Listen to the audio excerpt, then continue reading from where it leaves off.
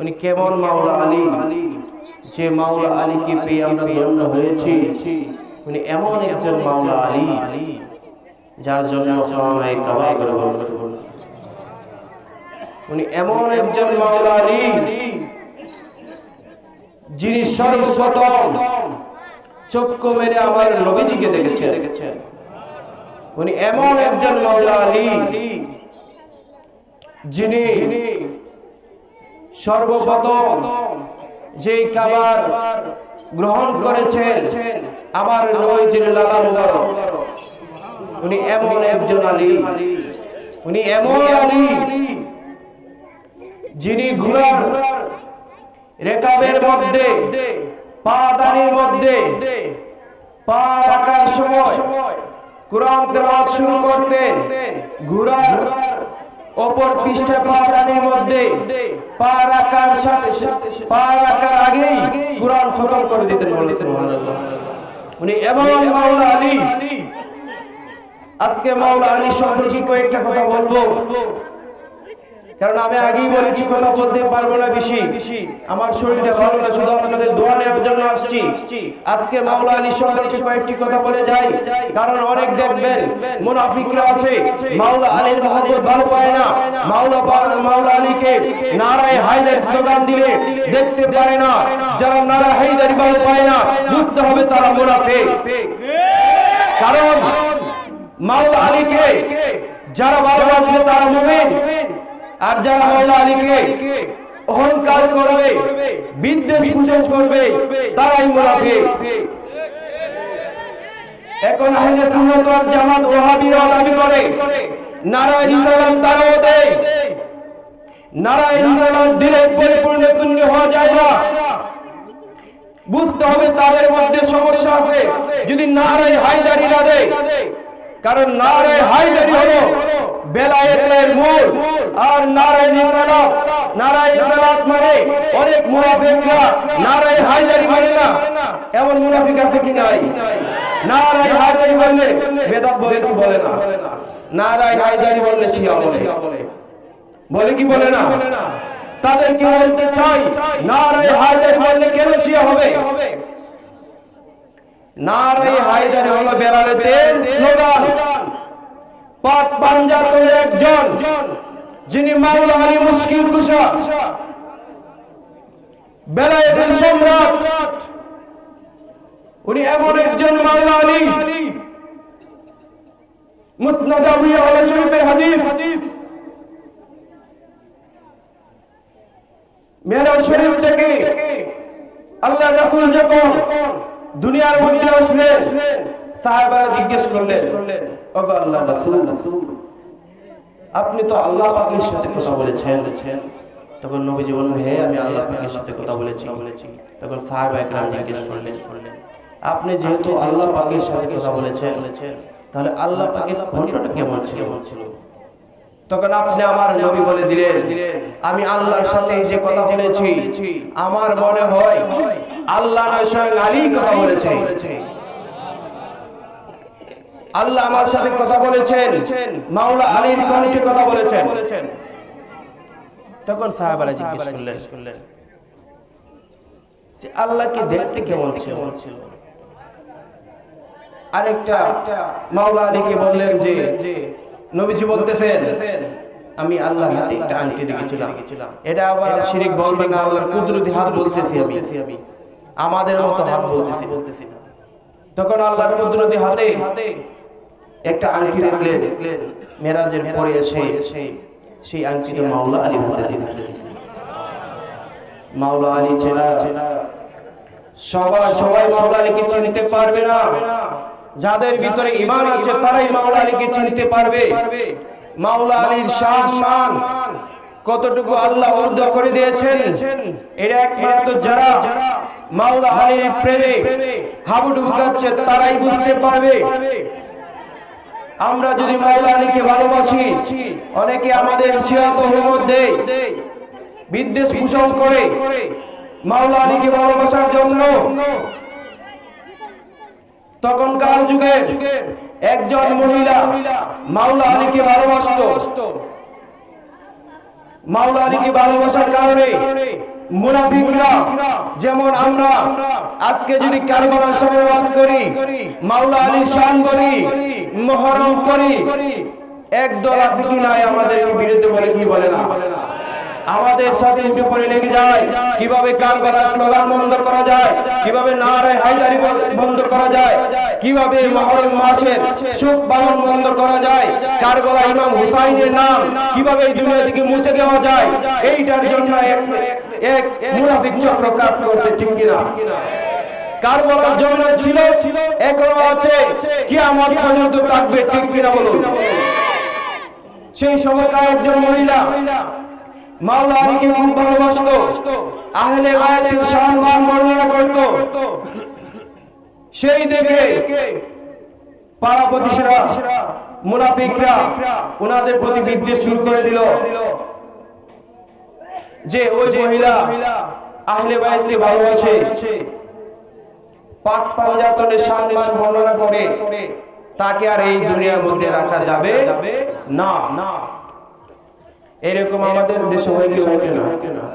আহলে বায়াতের সম্মান বর্ণনা করার কারণে, দয়াল নবীজির সম্মান বর্ণনা করার কারণে চট্টগ্রামে নুরুল ইসলাম ফারুকী হুজুরকে তারা শহীদ করেছে, করে নাই। একমাত্র আহলে বায়াতের শান, পাক পাঞ্জাতের শান তুলে ধরার জন্য। তখন ওই মহিলাকে হত্যা করার জন্য একটি চক্র তৈরি হয়ে গেল। এই মহিলাকে শহীদ করে দিল। কিছুদিন পর তারা মাওলা আলীর কাছে গেল, ওগো মাওলা আলী, আপনার একজন আশেক, আপনার একজন ভক্ত, আহলে বায়াতের ভক্ত, আহলে বায়াতের আশেক ছিল, তাকে মুনাফিকরা হত্যা করে ফেলেছে। তখন মাওলা আলী বললেন, ঠিক আছে, তোমরা আমাকে তার কবরে নিয়ে যাও। যখন কবরে নেওয়া হলো, তখন মাওলা আলী ডাক দিলেন, হে ফারওয়া, তুমি কবর থেকে উঠে আসো।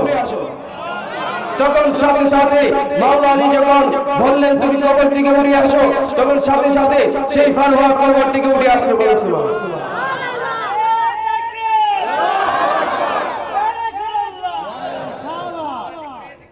নারায়ে হায়দারি, নারায়ে হায়দারি। সম্মানিত প্রিয় হাজিরিন, তখন দুনিয়ার মানুষরা দেখতে থাকলো মাওলা আলীর শান, ভালোবাসা দেখে, মহব্বত দেখে, কারামত দেখে লোকরা মুসলমান হতে লাগলো। একজন ইহুদি একদিন সমুদ্রের মধ্যে ঘূর্ণি তুফানের মধ্যে পড়ে গেল। তখন সেই ব্যক্তি চিন্তা করতে লাগলো, আমি প্রত্যেকটি ধর্মের লোককে একজন করে, প্রত্যেকটি ধর্মের মহামানবকে আমি ডাকবো, যেই মহামানবের উসিলায় আমি এই বিপদ থেকে রক্ষা পাবো, তার ইসলাম আমি গ্রহণ করে নেব। তখন সেই ইহুদি লোকটি প্রত্যেকটি ধর্মের মহামানবকে ডাকতে লাগলো, প্রত্যেকটি ধর্মের মহামানবকে ডাকতে লাগলো, কেউ সাড়া দেয় নাই। তখন সেই ব্যক্তিটির স্মরণ হয়ে গেল, মুসলিম ধর্মের মধ্যে একজন রয়েছে যিনি শেখ ছিল মাওলা আলী মুশকিল কুশা। তখন সে মাওলা আলী মুশকিল কুশার নাম দিয়ে ডাকতে শুরু করে দিল। সাথে সাথে দেখতেছে তার জাহাজের মধ্যে, সমুদ্রের মধ্যে সেই জল উঠেছিল, সেই জল বন্ধ হয়ে গেছে।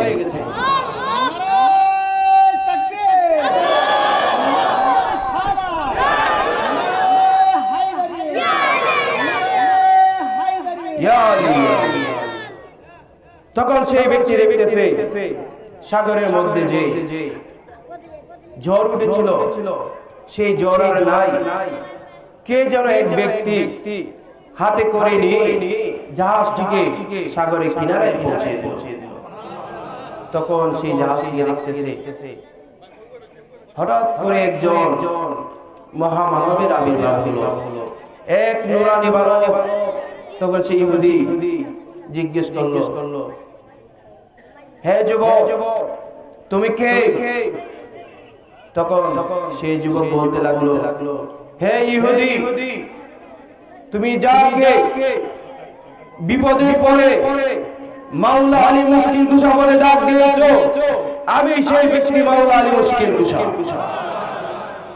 তাহলে ওই মাওলা আলীর পক্ষে থাকার দরকার আছে কি নাই? মাওলা আলী মুশকিল কুশা এমন একজন মুশকিল কুশা, উনি শেরে খুদা। মাওলা আলী শান আমার মতো পাপীর বর্ণনা করা সম্ভব না। খাজা গরিবে নওয়াজ বলেছেন,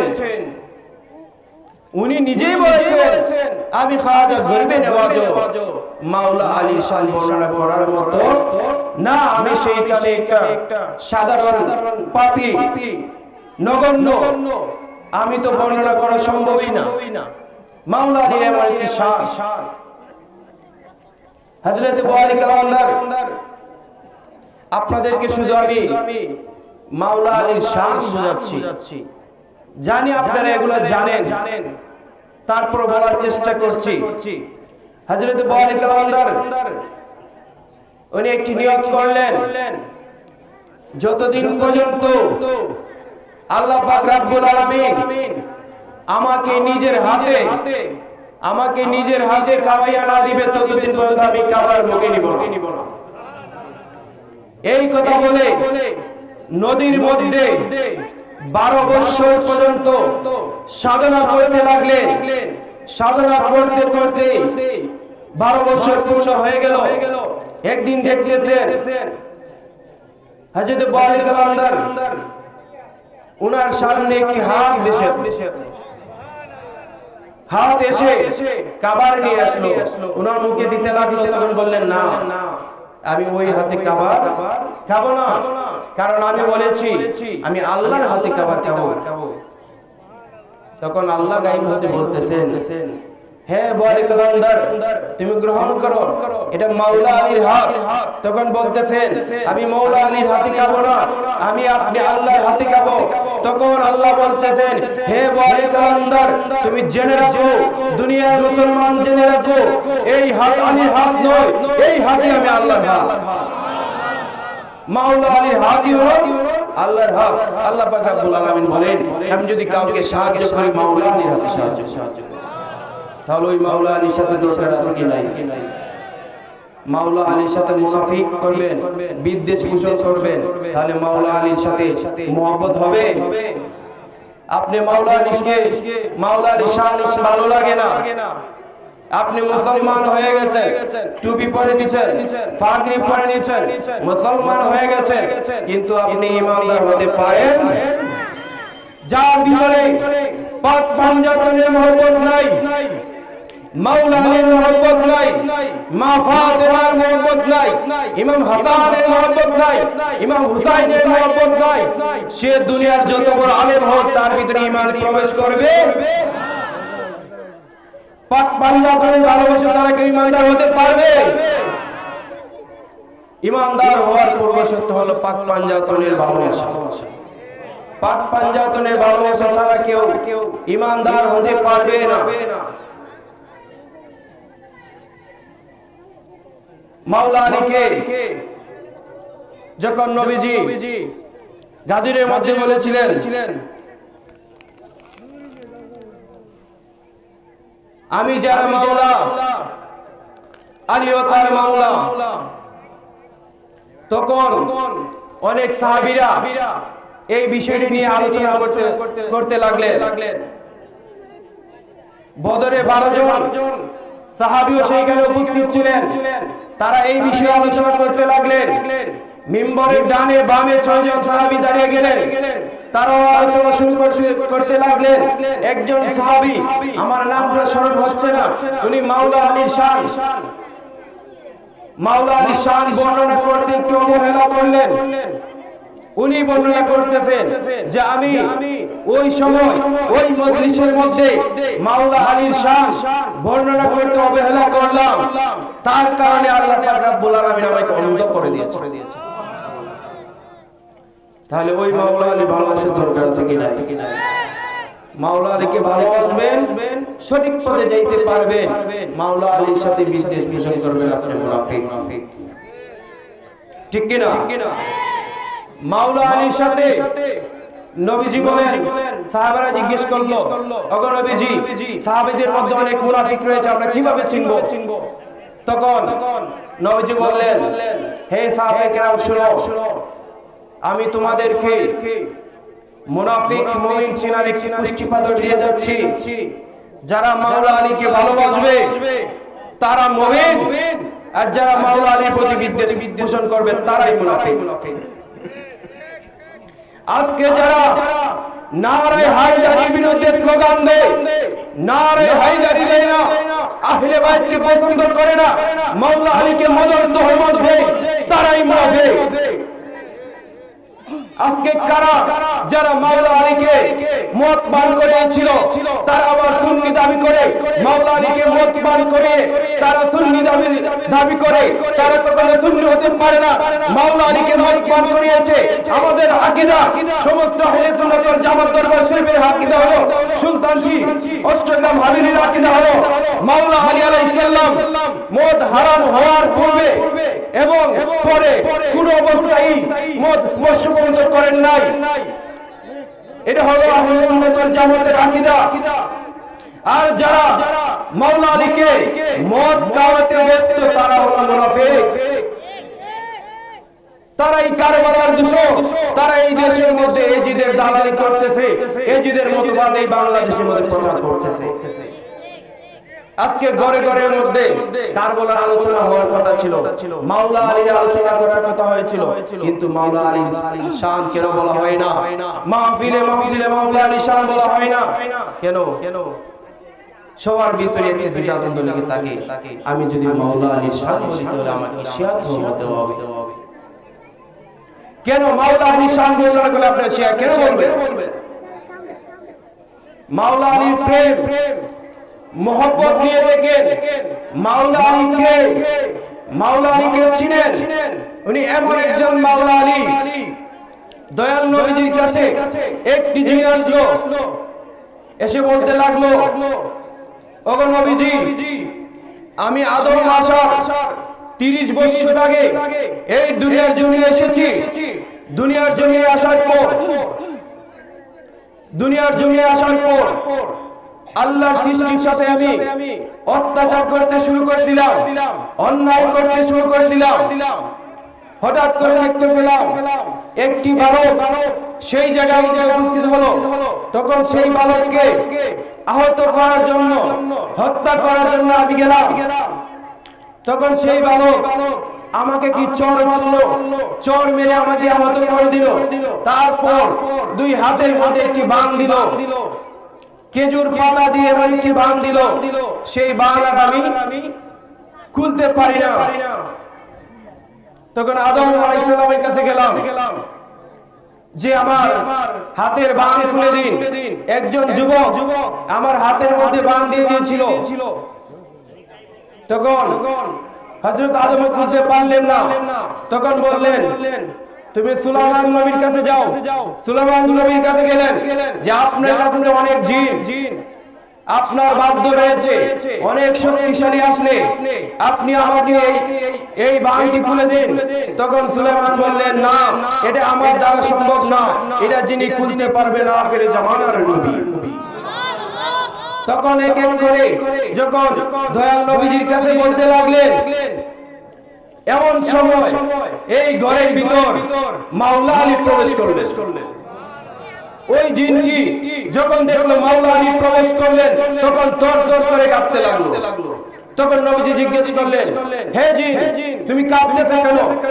তখন জিন বলল, নবীজি, যেই বালক আদম দুনিয়ায় আসার 30 বছর আগে আমার হাতের মধ্যে বাণ দিয়েছিল, ওই যুবকই এখানে উপস্থিত হয়েছে। তখন নবীজি হাসতে লাগলেন। তখন আলীকে জিজ্ঞেস করলেন, হে আলী, সেই জিন কি বলতেছে? তখন মাওলা আলী বলতেছেন, ওগো নবী, সেই জিনকে আদম আসার 30 বছর আগে যে বাণটি দিয়েছিলাম, এই বাণটি দিয়েছিলাম আমি মাওলা আলী। তখন কি করলেন? নবীজির কাছে ক্ষমা চেয়ে নিলেন। তখন নবীজি বললেন, হে আদম, হে মাওলা আলী, তুমি তাকে ক্ষমা করে দাও। তখন মাওলা আলী তাকে ক্ষমা করে দিলেন। তখন জিন ফরিয়াদ করলেন, ওগো আল্লাহর রাসূল, আমি আপনার কাছে একটি আবেদন জানাই। আমার এই অপরাধের শাস্তি হিসেবে আমি সারা জীবন, যতদিন মাওলা আলী দুনিয়ার জমিনে থাকবেন, আমি যতদিন জীবিত থাকব, ততদিন পর্যন্ত আমি মাওলা আলীর গোলামি করব।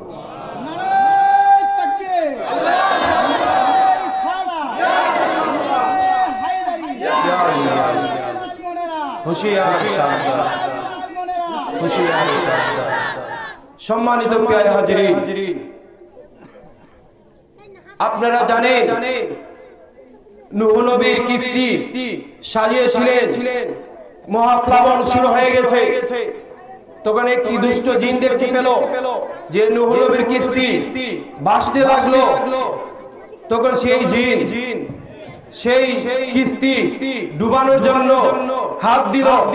তখন হঠাৎ করে দেখতেছে একজন নুরানি যুবক আবির্ভাব হয়ে গেল। হাতের মধ্যে তার তলোয়ার নিয়ে হাজির হয়ে গেছেন। তখন সেই বালক এই দুষ্ট জিনের দুই হাত তলোয়ার দিয়ে কেটে দিলেন।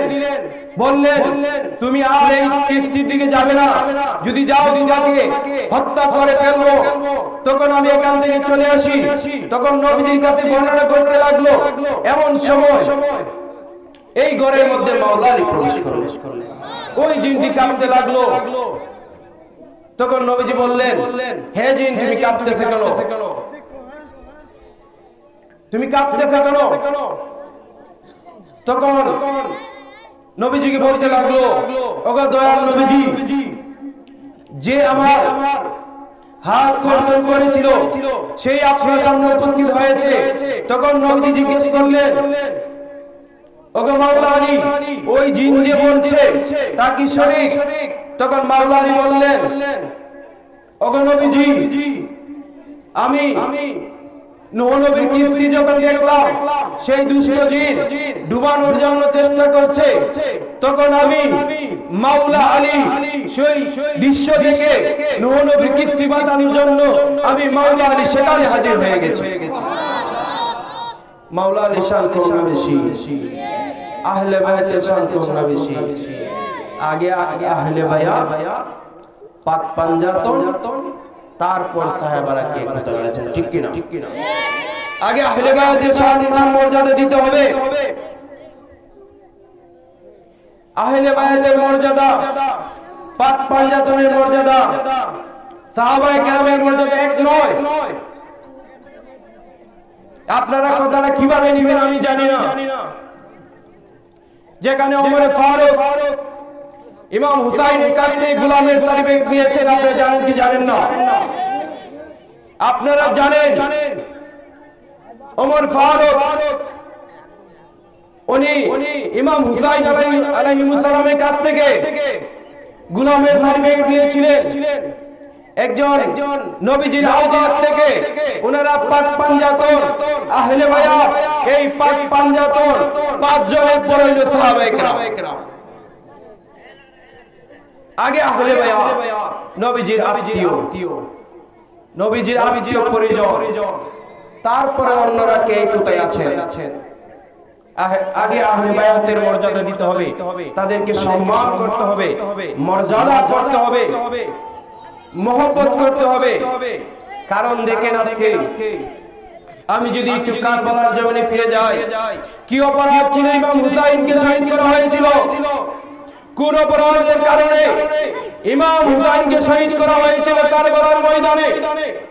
কোন অপরাধের কারণে 3 দিনের তৃষ্ণার্ত অবস্থায় কারবালার উত্তপ্ত জমিনের মধ্যে রাখা হয়েছিল? কোন উত্তর দিতে পারবেন আপনারা? কেন তাদেরকে অত্যাচার করা হয়েছিল? আহলে বায়াতের মেয়েদের নজরে টান দিয়েছিল, তৃষ্ণার্ত করে মরুভূমির মধ্যে ফেলে রেখেছিল। শিশু আলী আসগরকে পানি দেয় নাই কেন? সেই উম্মতের কারণে কারবালার ময়দানে ইমাম হুসাইন শির দিয়েছে। কার জন্য? আমাদের জন্য। আজকে আমরা ওই উম্মত চাই যাতে হুসাইনের নাম দুনিয়া থেকে মুছে দিতে চাই।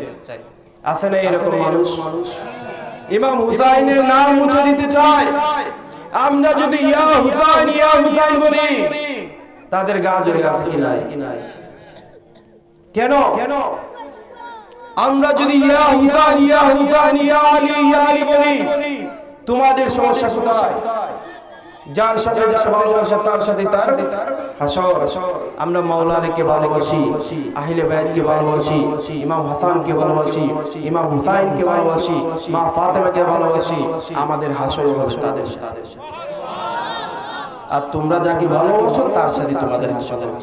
তোমরা ইয়াজিদকে ভালোবাসো, ইয়াজিদকে রাদিয়াল্লাহু তাআলা ভালোবাসো, তোমাদের হাসরও ইয়াজিদের সাথে হবে। আমরা কি চাই আমাদের হাসর ইয়াজিদের সাথে হোক না ইমাম হুসাইনের সাথে হোক? কার সাথে? সবাই রাজি আছেন? কার সাথে হোক? সবাই উচ্চ সুরে বলুন, কার সাথে হোক? আপনারা ইমাম হুসাইনের প্রতি থাকতে আর রাজি আছেন কি নাই? ইমাম হুসাইনের জন্য, আহলে বায়াতের জন্য জীবন দিতে রাজি আছেন কি নাই? কারা কারা রাজি আছেন হাত তুলেন।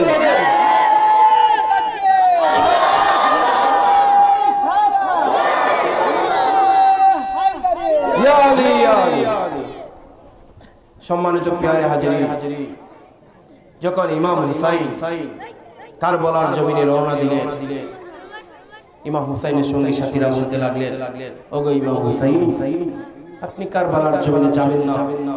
যদি কারবালার জমিনে যান, কাফেররা আপনাকে শহীদ করে দিবে। তখন ইমাম হুসাইন বলতেছেন, হে বন্ধু বান্ধবরা, তোমরা শুনে রাখো, আমার নানা নবী উম্মতের জন্য তায়েফের জমিনে রক্ত ঝরিয়েছেন। আজকে যদি আমি ইমাম হুসাইন কারবালা থেকে সরে যাই, হাসরের ময়দানে আমি নানা নবীর কাছে মুখ দেখাতে পারবো না। আমার নানা নবী উম্মতের জন্য তায়েফের জমিনে রক্ত ঝরিয়েছে।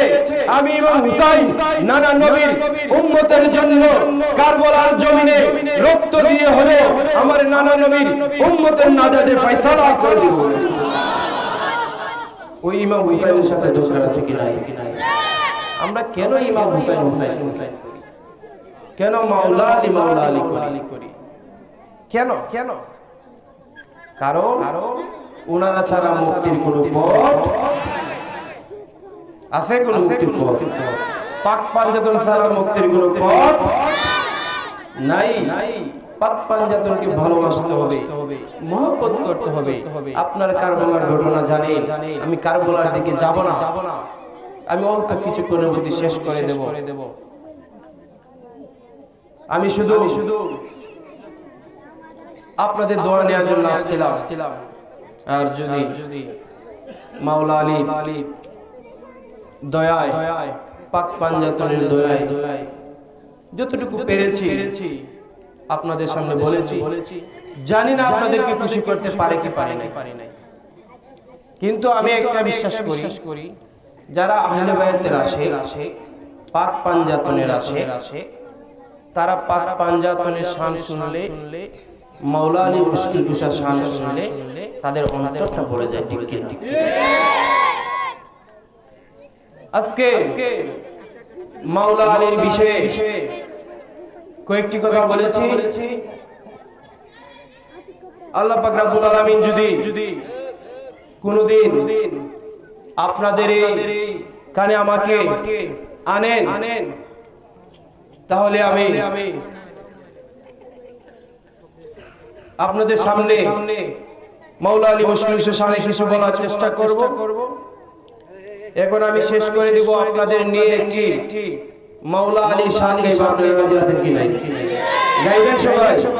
তাহলে আমার সাথে সাথে জুড়ে জুড়ে বলুন, যেন মুনাফিকরা শুনে, যারা মাওলা আলীকে ভালোবাসে না, মাওলা আলীকে দেখতে পারে না, মাওলা আলীর সাথে বিদ্বেষ পোষণ করে, মাওলা আলীকে মাওলা মানে না, অনেক আছে মাওলা আলীকে মৌলিক মানে না, মাওলা মানে না, তারা যেন শুনে তাদের অন্তরটা জ্বলে পুড়ে ছাই হয়ে যায়।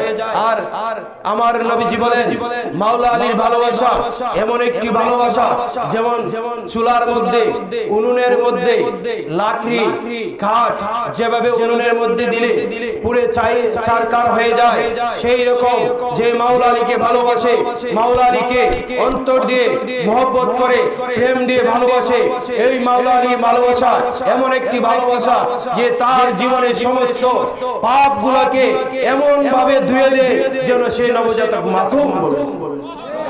ওই মাওলা আলীর ভালোবাসা দরকার আছে কিনা?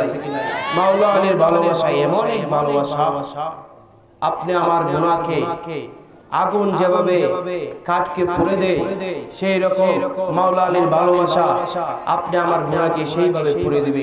কিন্তু মাওলা আলীকে ভালোবাসতে হবে, কিন্তু মাওলা আলীর ভালোবাসা ছাড়া মুক্তির কোন রাস্তা নাই। এখন বেলায়েতের যুগ, মাওলা আলীকে ভালোবাসতেই হবে।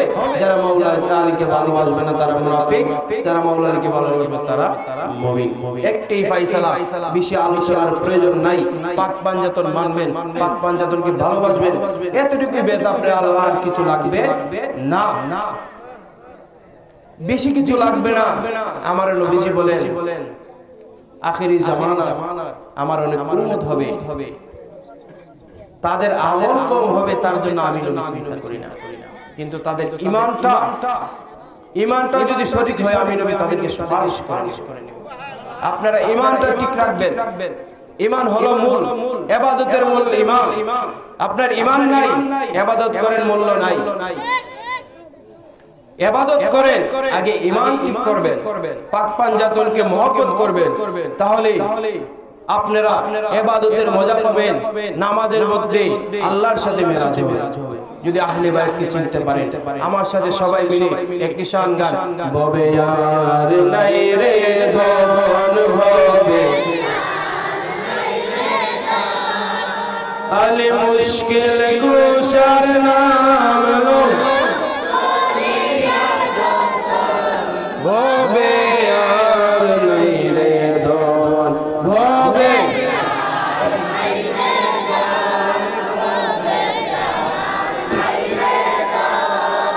মুশকিল কুশার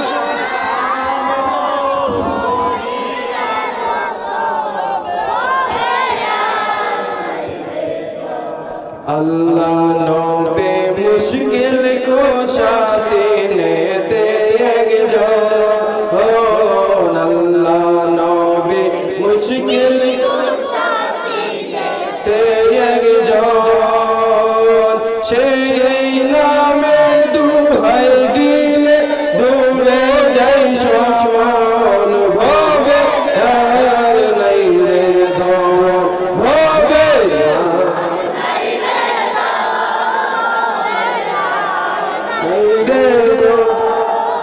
আল মুশকিল কুশার নাম লো,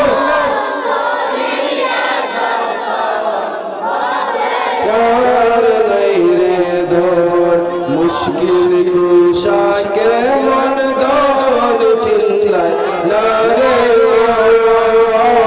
মুশকিল কুশা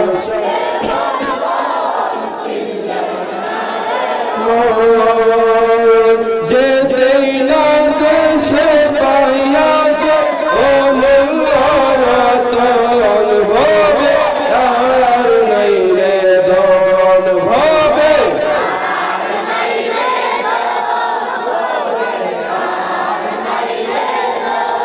মুশকিল কুশার নাম লো,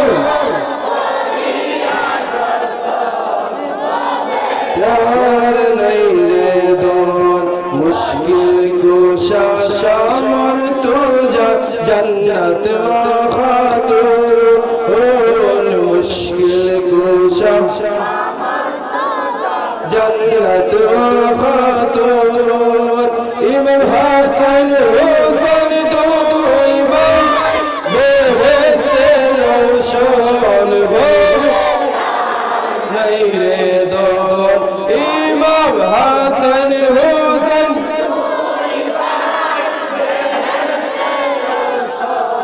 ভবে আর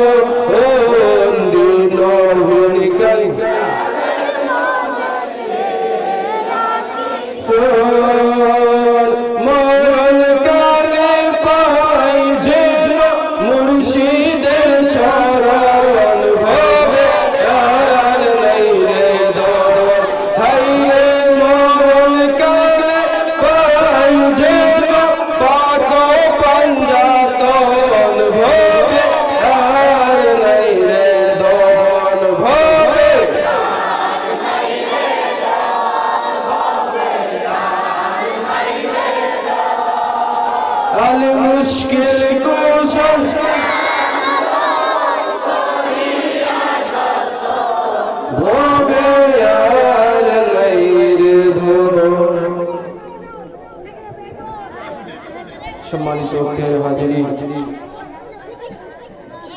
মাওলা নিশান পাক পাঞ্জাতন নিশান ভালো লাগে কি ভালো লাগে না? বেশি বেশি করে মাওলা নিশান মান চর্চা করবেন, পাক পাঞ্জাতন নিশান মান গাইবেন। আমি আলোচনাকে শেষ করে দেব।